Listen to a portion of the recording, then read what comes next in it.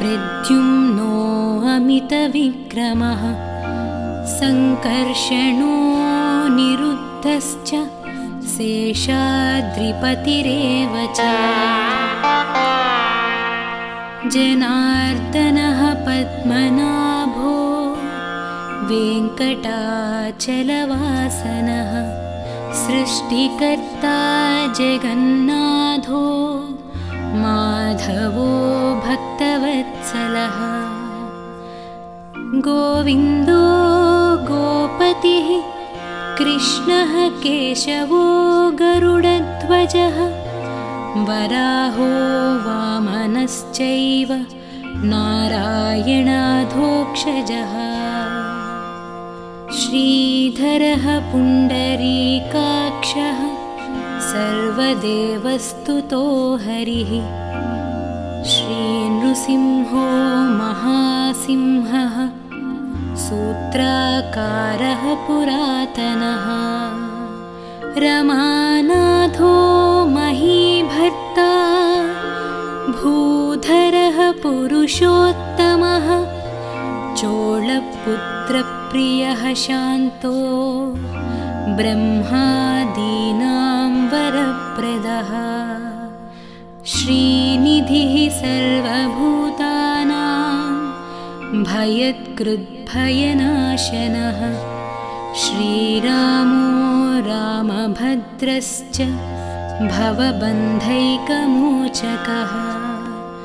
भूतावासो गिरिवासः श्रीनिवासः श्रियः पतिः अच्युतानन्तगोविन्दो विष्णुर्वेङ्कटनायकः सर्वदेवैकशरणं सर्वदेवैकदैवतं समस्तदेवकवचं सर्वदेवशिखामणिः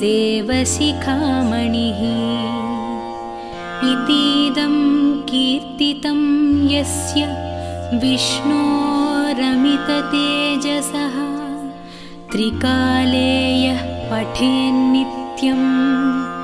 पापं तस्य न विद्यते राजद्वारे पठेद्घोरे सङ्ग्रामे रिपुसङ्कटे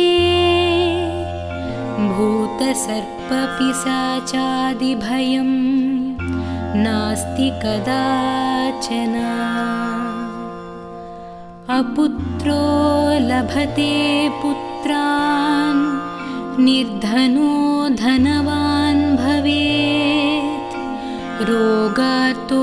मुच्यते रोगात् बद्धो मुच्येत बन्धनात्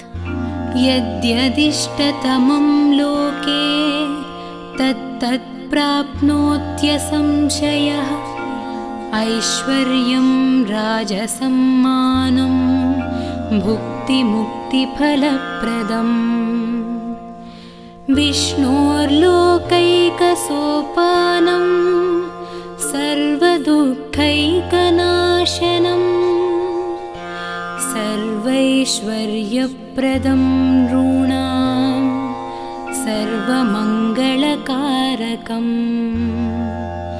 मायावि परमानन्दं त्यक्त्वा वैकुण्ठमुत्तमं स्वामि पुष्करिणीतीरे रमया सह मोदते कल्याणाद्भुतगात्राय कामितार्थप्रदायिने श्रीमद्वेङ्कटनाथाय श्रीनिवासाय मङ्गलम् इति श्रीब्रह्माण्डपुराणे ब्रह्मनारदसंवादे वेङ्कटगिरिमहात्म्ये श्रीवेङ्कटेश अष्टकं सम्पूर्णम्।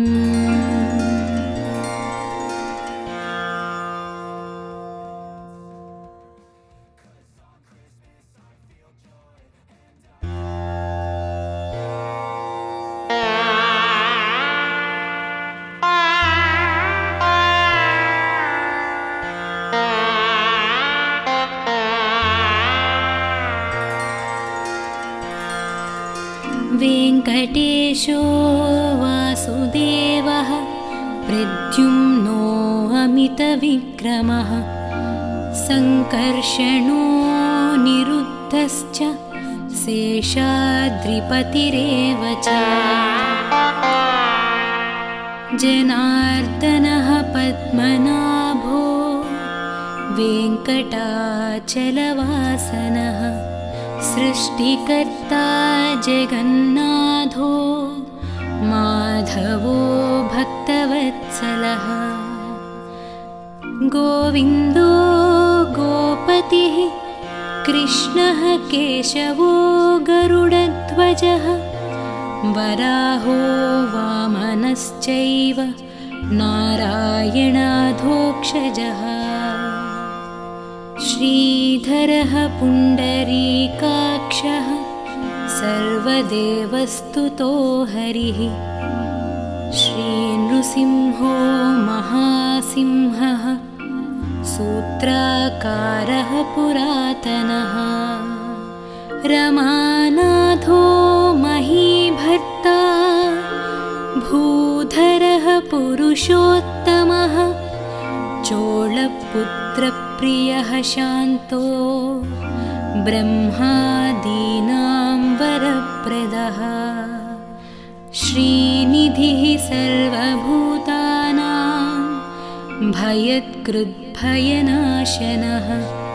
श्रीरामो रामभद्रश्च भवबन्धैकमोचकः भूतावासो गिरिवासः श्रीनिवासः श्रियः पतिः अच्युतानन्तगोविन्दो विष्णुर्वेङ्कटनायकः सर्वदेवैकशरणं सर्वदेवैकदैवतं समस्तदेवकवचं सर्वदेवशिखामणिः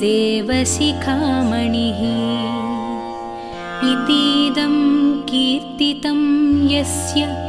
विष्णोरमिततेजसः त्रिकाले यः पठेन्नित्यं पापं तस्य न विद्यते राजद्वारे पठेद्घोरे सङ्ग्रामे रिपुसङ्कटे भूतसर्पपिशाचादिभयं नास्ति कदाचन अपुत्रो लभते पुत्रान् निर्धनो धनवान् भवेत् रोगार्तो मुच्यते रोगात् बद्धो मुच्येत बन्धनात् यद्यदिष्टतमं लोके तत्तत् प्राप्नोत्यसंशयः ऐश्वर्यं राजसम्मानं भुक्तिमुक्तिफलप्रदम् विष्णोर्लोकैकसोपानं सर्वदुःखैकनाशनं सर्वैश्वर्यप्रदं नॄणां सर्वमङ्गलकारकम् मायावि परमानन्दं त्यक्त्वा वैकुण्ठमुत्तमं स्वामि पुष्करिणीतीरे रमया सह मोदते कल्याणाद्भुतगात्राय कामितार्थप्रदायिने श्रीमद्वेङ्कटनाथाय श्रीनिवासाय मङ्गलम् इति श्रीब्रह्माण्डपुराणे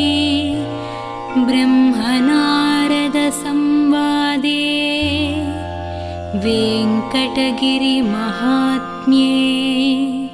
श्रीवेङ्कटेश अष्टकं सम्पूर्णम्।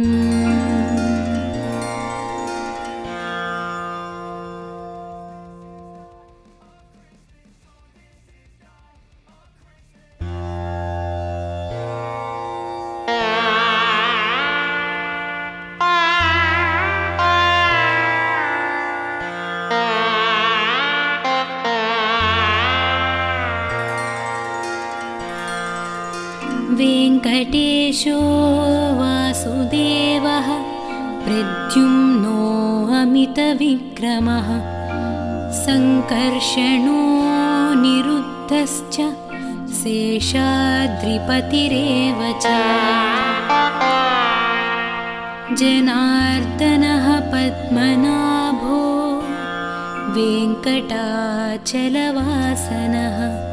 सृष्टिकर्ता जगन्नाथो माधवो भक्तवत्सलः गोविन्दो गोपतिः कृष्णः केशवो गरुडध्वजः वराहो वामनश्चैव नारायणाधोक्षजः श्रीधरः पुण्डरीकाक्षः सर्वदेवस्तुतो हरिः श्रीनृसिंहो महासिंहः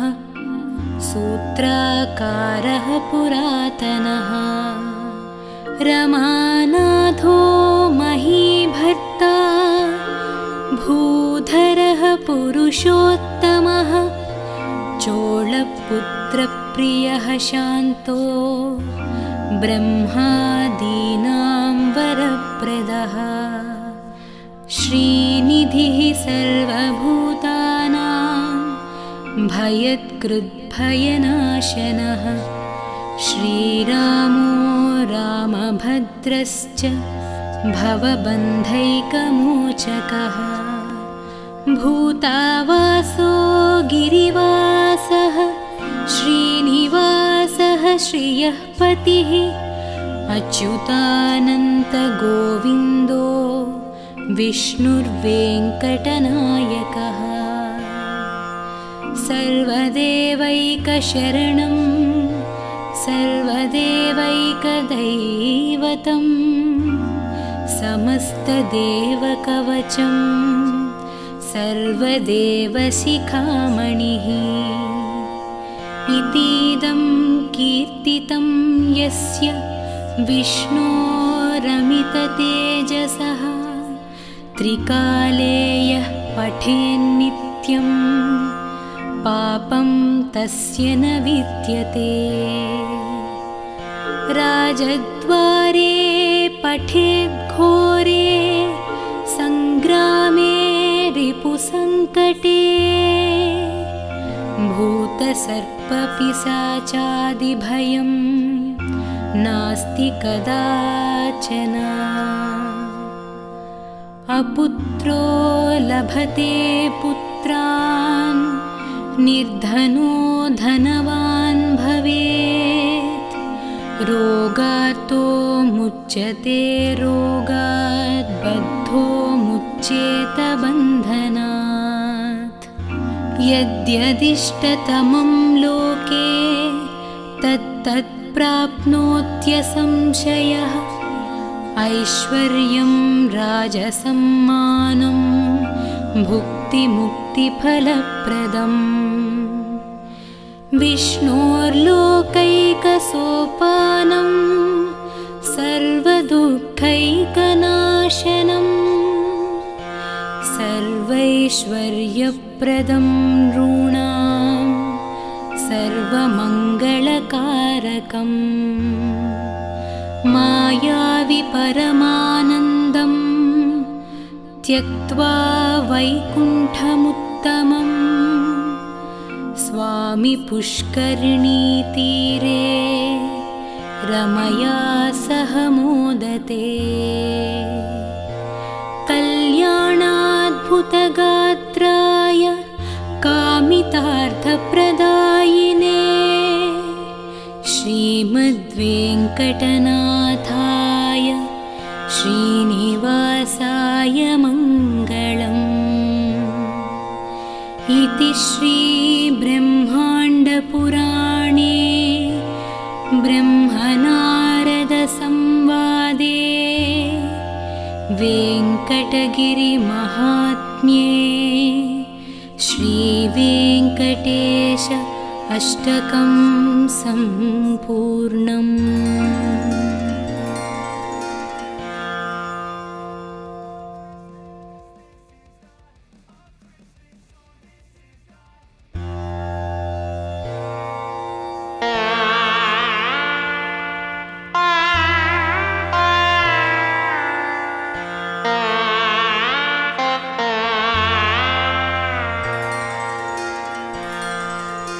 वेङ्कटेशो वासुदेवः प्रद्युम्नो अमितविक्रमः सङ्कर्षणो निरुद्धश्च शेषाद्रिपतिरेव च जनार्दनः पद्मनाभो वेङ्कटाचलवासनः सृष्टिकर्ता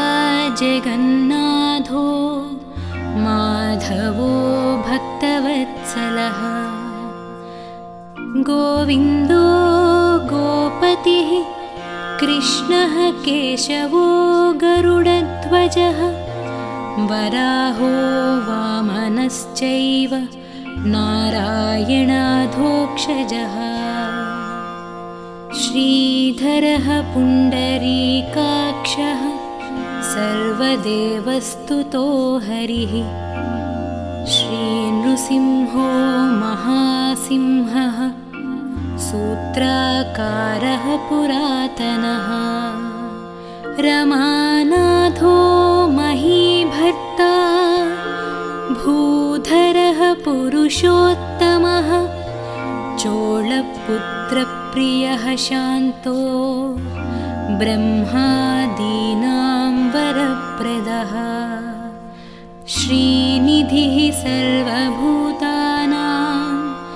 भयत्कृद्भयनाशनः श्रीरामो रामभद्रश्च भवबन्धैकमोचकः भूतावासो गिरिवासः श्रीनिवासः श्रियः पतिः अच्युतानन्तगोविन्दो विष्णुर्वेङ्कटनायकः सर्वदेवैकशरणं सर्वदेवैकदैवतं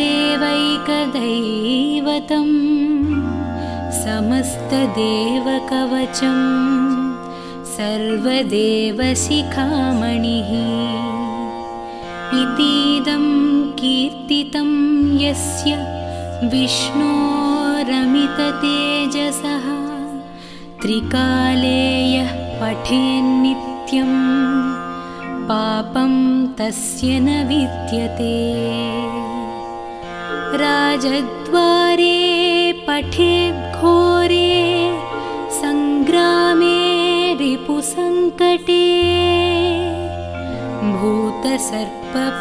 भूतसर्पपिशाचादिभयं नास्ति कदाचन अपुत्रो लभते पुत्रान् निर्धनो धनवान् भवेत् रोगार्तो मुच्यते रोगात् बद्धो मुच्येत बन्धनात् यद्यदिष्टतमं लोके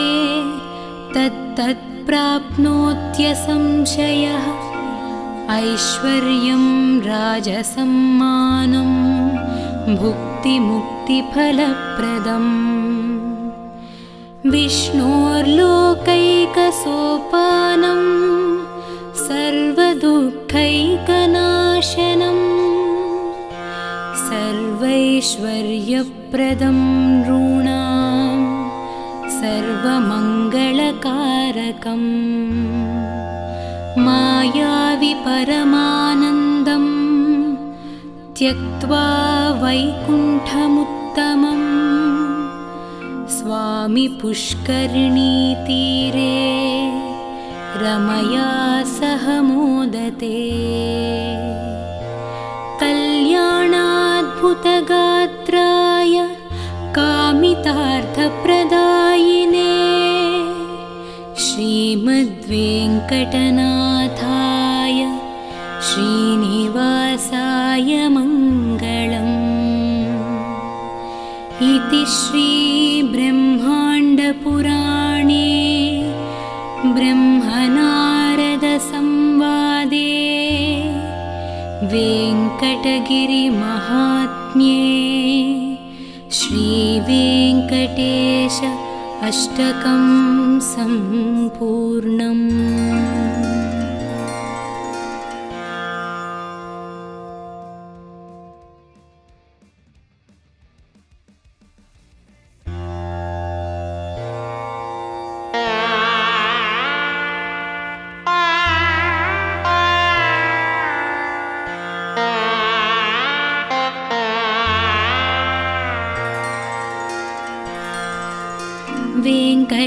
महेशो वासुदेवः प्रद्युम्नो अमितविक्रमः सङ्कर्षणो निरुद्धश्च शेषाद्रिपतिरेव च जनार्दनः पद्मनाभो वेङ्कटाचलवासनः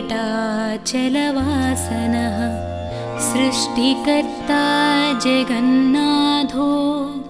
माधवो भक्तवत्सलः गोविन्दो गोपतिः कृष्णः केशवो गरुडध्वजः वराहो वामनश्चैव नारायणाधोक्षजः श्रीधरः पुण्डरीकाक्षः सर्वदेवस्तुतो हरिः श्रीनृसिंहो महासिंहः सूत्राकारः पुरातनः रमानाथो महीभर्ता भूधरः पुरुषोत्तमः चोळपुत्रप्रियः शान्तो ब्रह्मादीनां वरप्रदः श्रीनिधिः सर्वभूतानां भयत्कृद्भयनाशनः श्रीरामो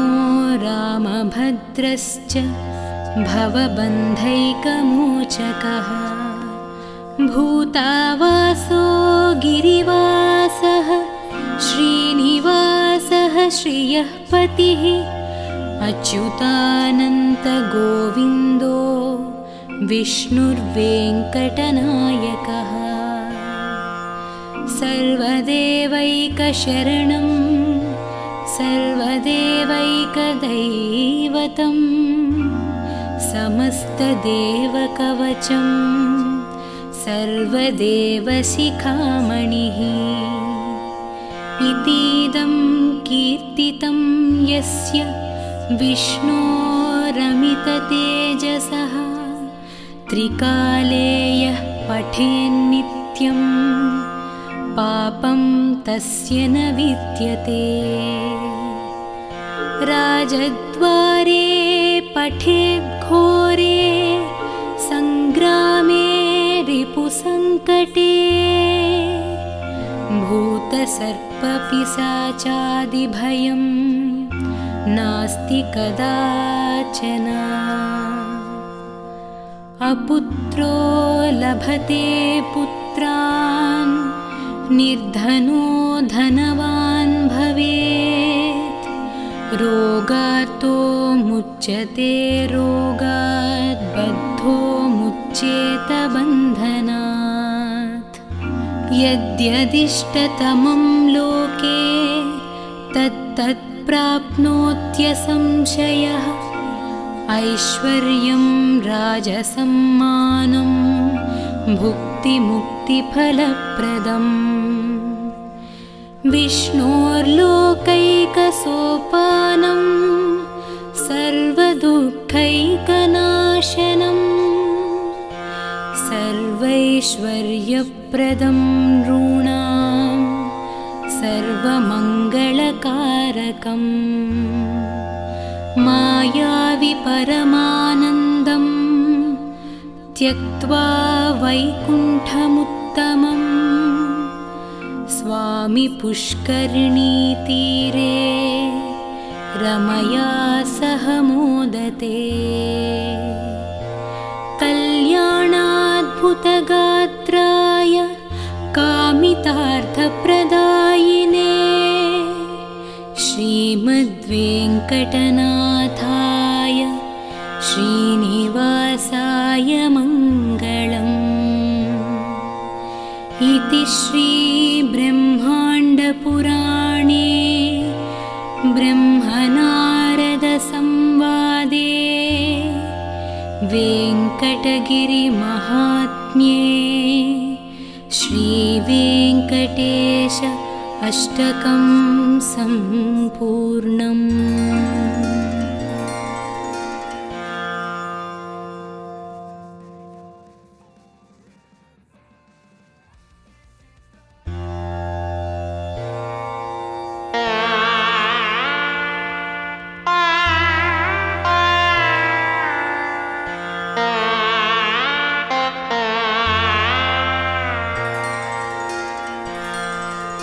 वेङ्कटेशो वासुदेवः प्रद्युम्नो अमितविक्रमः सङ्कर्षणो निरुद्धश्च शेषाद्रिपतिरेव च जनार्दनः पद्मनाभो वेङ्कटाचलवासनः सृष्टिकर्ता जगन्नाथो माधवो भक्तवत्सलः गोविन्दो गोपतिः कृष्णः केशवो गरुडध्वजः वराहो वामनश्चैव नारायणाधोक्षजः श्रीधरः पुण्डरीकाक्षः सर्वदेवस्तुतो हरिः श्रीनृसिंहो महासिंहः सूत्राकारः पुरातनः रमानाथो महीभर्ता भूधरः पुरुषोत्तमः चोळपुत्रप्रियः शान्तो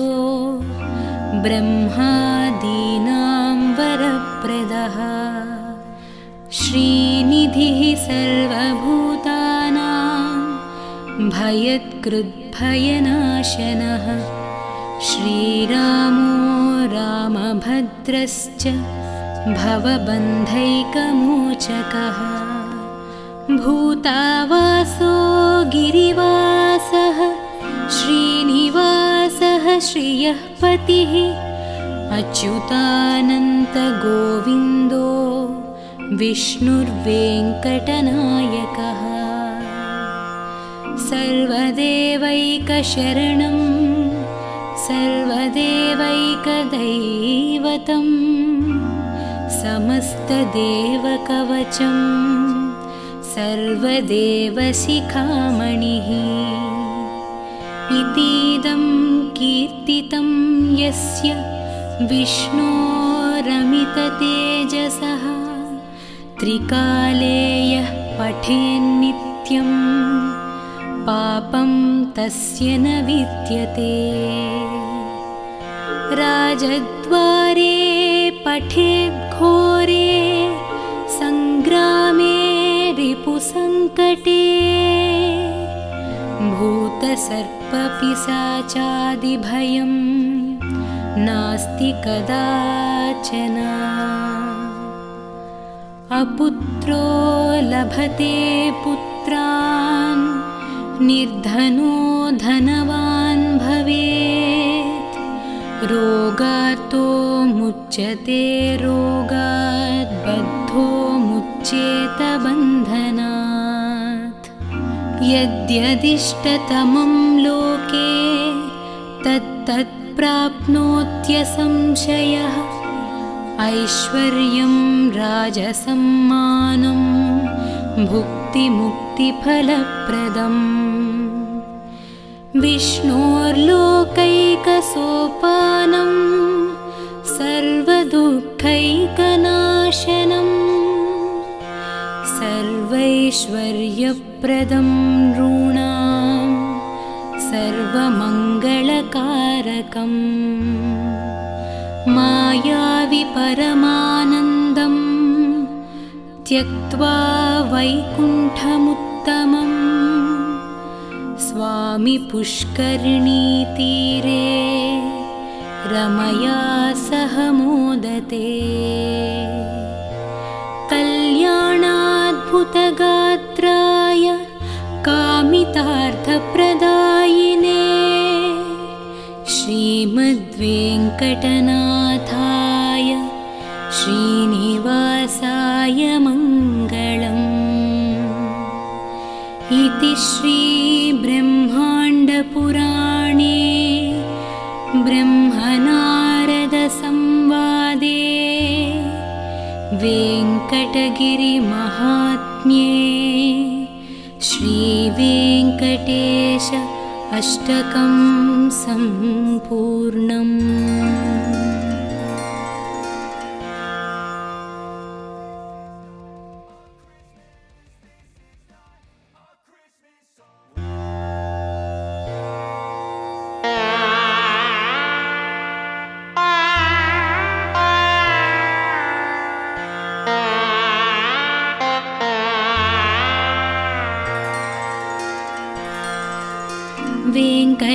महेशो वासुदेवः प्रद्युम्नो अमितविक्रमः सङ्कर्षणो निरुद्धश्च शेषाद्रिपतिरेव च जनार्दनः पद्मनाभो वेङ्कटाचलवासनः सृष्टिकर्ता जगन्नाथो माधवो भक्तवत्सलः गोविन्दो गोपतिः कृष्णः केशवो गरुडध्वजः वराहो वामनश्चैव नारायणाधोक्षजः श्रीधरः पुण्डरीकाक्षः सर्वदेवस्तुतो हरिः श्रीनृसिंहो महासिंहः सूत्राकारः पुरातनः रमानाथो महीभर्ता भूधरः पुरुषोत्तमः चोळपुत्रप्रियः शान्तो ब्रह्मादीनां वरप्रदः श्रीनिधिः सर्वभूतानां भयत्कृद्भयनाशनः श्रीरामो रामभद्रश्च भवबन्धैकमोचकः भूतावासो गिरिवासः श्रीनिवासः श्रियः पतिः अच्युतानन्तगोविन्दो विष्णुर्वेङ्कटनायकः सर्वदेवैकशरणं सर्वदेवैकदैवतं समस्तदेवकवचं सर्वदेवशिखामणिः इतीदं कीर्तितं यस्य विष्णोरमिततेजसः त्रिकाले यः पठेन्नित्यं पापं तस्य न विद्यते राजद्वारे पठेद्घोरे सङ्ग्रामे रिपुसङ्कटे भूतसर्पपिशाचादिभयं नास्ति कदाचन अपुत्रो लभते पुत्रान् निर्धनो धनवान् भवेत् रोगार्तो मुच्यते रोगात् बद्धो मुच्येत बन्धनात् यद्यदिष्टतमं लोके तत्तत् प्राप्नोत्यसंशयः ऐश्वर्यं राजसम्मानं भुक्तिमुक्तिफलप्रदम् विष्णोर्लोकैकसोपानं सर्वदुःखैकनाशनं सर्वैश्वर्यप्रदं नॄणां सर्वमङ्गलकारकम् मायावि परमानन्दं त्यक्त्वा वैकुण्ठमुत्तमं स्वामि पुष्करिणीतीरे रमया सह मोदते कल्याणाद्भुतगात्राय कामितार्थप्रदायिने श्रीमद्वेङ्कटनाथाय श्रीनिवासाय मङ्गलम्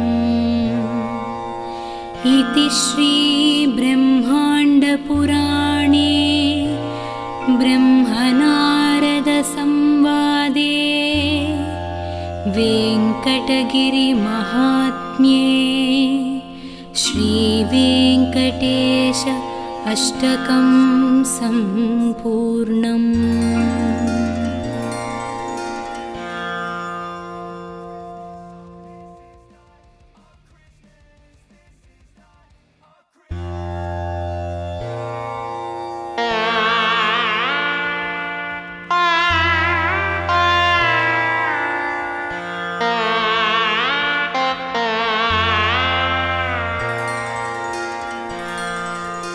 वेङ्कटेशो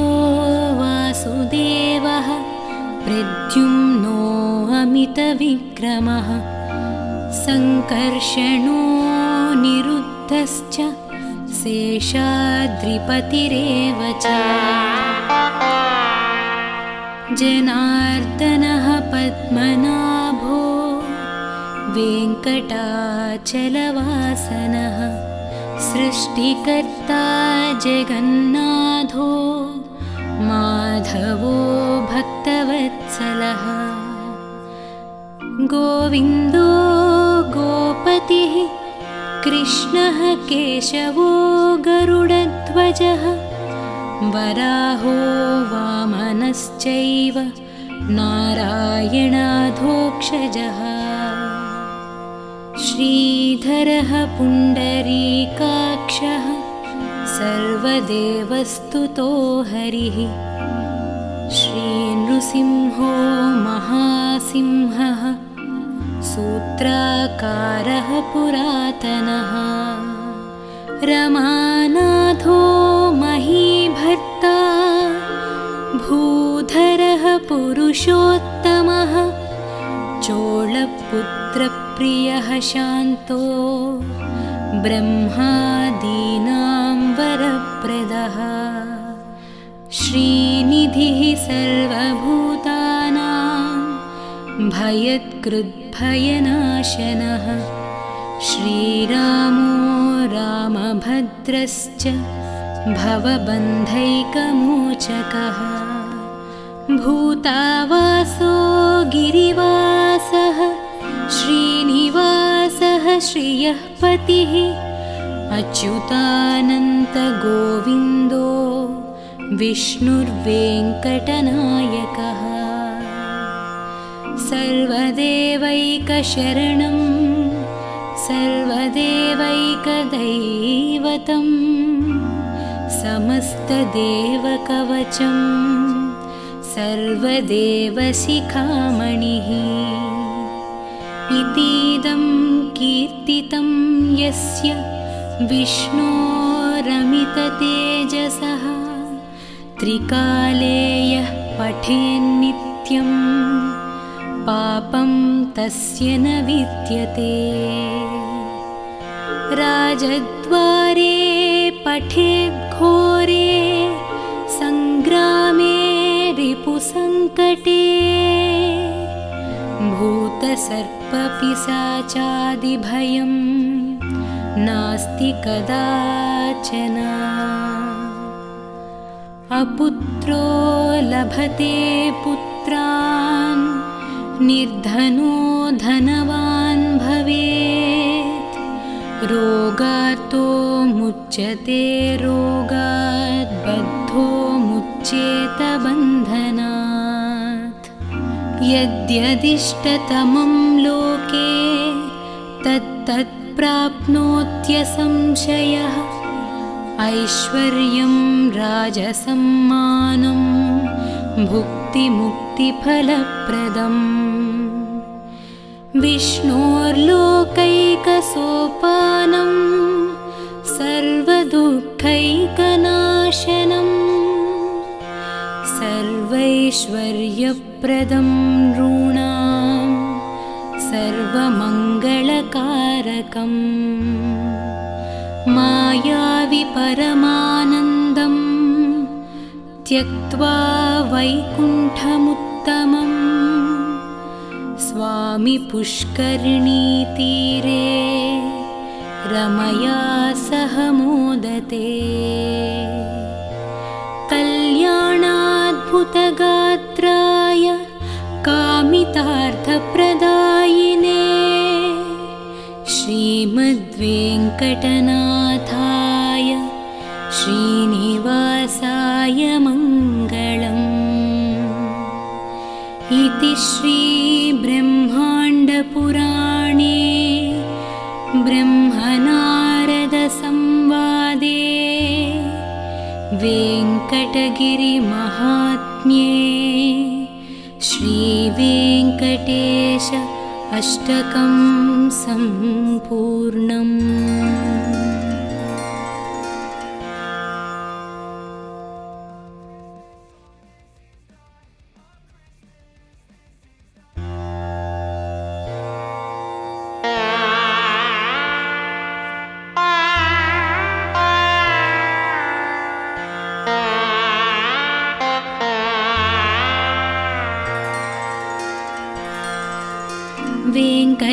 वेङ्कटेशो वासुदेवः प्रद्युम्नो अमितविक्रमः सङ्कर्षणो निरुद्धश्च शेषाद्रिपतिरेव च जनार्दनः पद्मनाभो वेङ्कटाचलवासनः सृष्टिकर्ता जगन्नाथो माधवो भक्तवत्सलः गोविन्दो गोपतिः कृष्णः केशवो गरुडध्वजः वराहो वामनश्चैव नारायणाधोक्षजः श्रीधरः पुण्डरीकाक्षः सर्वदेवस्तुतो हरिः श्रीनृसिंहो महासिंहः सूत्राकारः पुरातनः रमानाथो महीभर्ता भूधरः पुरुषोत्तमः चोळपुत्रप्रियः शान्तो ब्रह्मादीनां वरप्रदः श्रीनिधिः सर्वभूतानां भयत्कृद्भयनाशनः श्रीरामो रामभद्रश्च भवबन्धैकमोचकः भूतावासो गिरिवासः श्रीनिवासः श्रियः पतिः अच्युतानन्तगोविन्दो विष्णुर्वेङ्कटनायकः सर्वदेवैकशरणं सर्वदेवैकदैवतं समस्तदेवकवचं सर्वदेवशिखामणिः इतीदं कीर्तितं यस्य विष्णोरमिततेजसः त्रिकाले यः पठेन्नित्यं पापं तस्य न विद्यते राजद्वारे पठेद्घोरे सङ्ग्रामे रिपुसङ्कटे भूतसर्पपिशाचादिभयं नास्ति कदाचन अपुत्रो लभते पुत्रान् निर्धनो धनवान् भवेत् रोगार्तो मुच्यते रोगात् बद्धो मुच्येत बन्धनात् यद्यदिष्टतमं लोके तत्तत् प्राप्नोत्यसंशयः ऐश्वर्यं राजसम्मानं भुक्तिमुक्तिफलप्रदम् विष्णोर्लोकैकसोपानं सर्वदुःखैकनाशनं सर्वैश्वर्यप्रदं नॄणां सर्वमङ्गलकारकम् मायावि परमानन्दं त्यक्त्वा वैकुण्ठमुत्तमं स्वामि पुष्करिणीतीरे रमया सह मोदते कल्याणाद्भुतगात्राय कामितार्थप्रदायिने श्रीमद्वेङ्कटनाथाय श्रीनिवासाय मङ्गलम् इति श्रीब्रह्माण्डपुराणे ब्रह्मनारदसंवादे वेङ्कटगिरिमहात्म्ये श्रीवेङ्कटेश अष्टकं सम्पूर्णम्।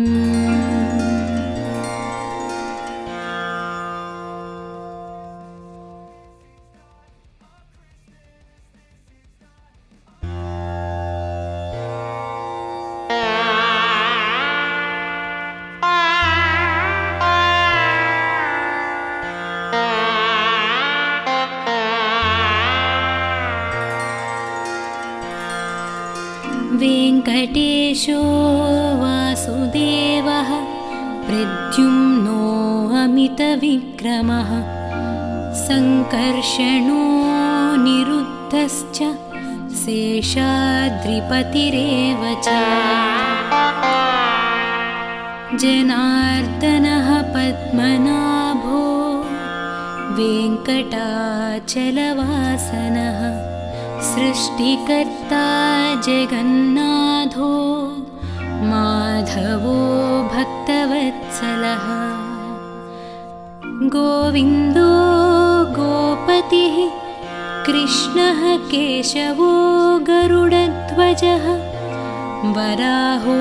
वामनश्चैव नारायणाधोक्षजः श्रीधरः पुण्डरीकाक्षः सर्वदेवस्तुतो हरिः श्रीनृसिंहो महासिंहः सूत्राकारः पुरातनः रमानाथो महीभर्ता भूधरः पुरुषोत्तमः चोळपुत्रप्रियः शान्तो ब्रह्मादीनां वरप्रदः श्रीनिधिः सर्वभूतानां भयत्कृद्भयनाशनः श्रीरामो रामभद्रश्च भवबन्धैकमोचकः भूतावासो गिरिवासः श्रीनिवासः श्रियः पतिः अच्युतानन्तगोविन्दो विष्णुर्वेङ्कटनायकः सर्वदेवैकशरणं सर्वदेवैकदैवतं समस्तदेवकवचं सर्वदेवशिखामणिः इतीदं कीर्तितं यस्य विष्णोरमिततेजसः त्रिकाले यः पठेन्नित्यं पापं तस्य न विद्यते राजद्वारे पठेद्घोरे सङ्ग्रामे रिपुसङ्कटे भूतसर्पपिशाचादिभयं नास्ति कदाचन अपुत्रो लभते पुत्रान् निर्धनो धनवान् भवेत् रोगार्तो मुच्यते रोगात् बद्धो मुच्येत बन्धनात् यद्यदिष्टतमं लोके तत्तत् प्राप्नोत्यसंशयः ऐश्वर्यं राजसम्मानं भुक्तिमुक्तिफलप्रदम् विष्णोर्लोकैकसोपानं सर्वदुःखैकनाशनं सर्वैश्वर्यप्रदं नॄणां सर्वमङ्गलकारकम् मायावि परमानन्दं त्यक्त्वा वैकुण्ठमुत्तमम् स्वामि पुष्करिणीतीरे रमया सह मोदते कल्याणाद्भुतगात्राय कामितार्थप्रदायिने श्रीमद्वेङ्कटनाथाय श्रीनिवासाय मङ्गलम् इति श्रीब्रह्माण्डपुराणे ब्रह्मनारदसंवादे वेङ्कटगिरिमहात्म्ये श्रीवेङ्कटेश अष्टकं सम्पूर्णम्।